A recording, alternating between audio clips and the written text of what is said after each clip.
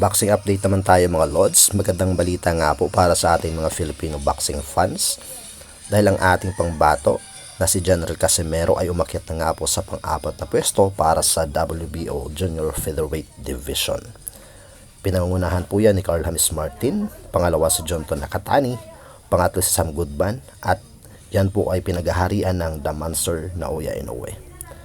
Kaya po mataas talaga ang tsansa na magkaroon ng pagkakataon na maglaban si Inoue at Casimero. Dahil si Carl James Martin ay may nakatakta ng laban kontra Sam Goodman.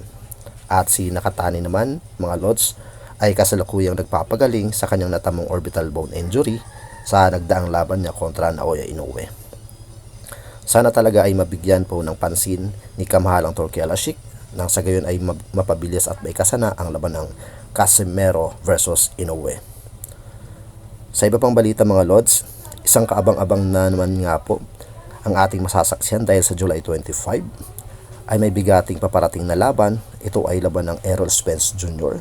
kontra Tim Tszyu para sa 158 pounds catchweight sa bansang Sydney, Australia.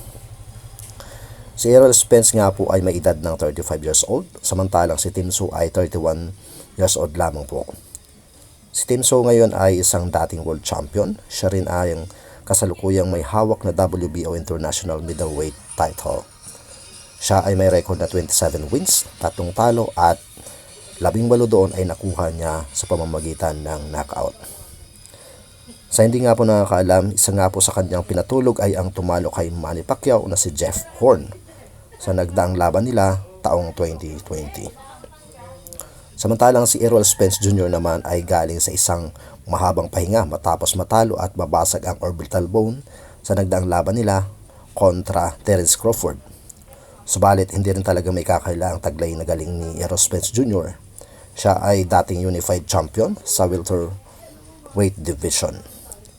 Si Errol Spence nga po ay may record na 28 wins, 1 talo at 22 doon ay nanggaling sa knockout. Ang nag-iisang talong niya nga po ay nanggaling lang sa napakagaling na si Terence Crawford. Kasama nga po sa resume ni Spence ay nang patulugin niya ang tumalo kay Manny Pacquiao na si Yordenis Ugas. Talagang nag-aalikabong bakbakan talaga itong mga Lods. At para sa iba pang mga swabing balita, pasubscribe na lang ng aking YouTube channel. Salamat po.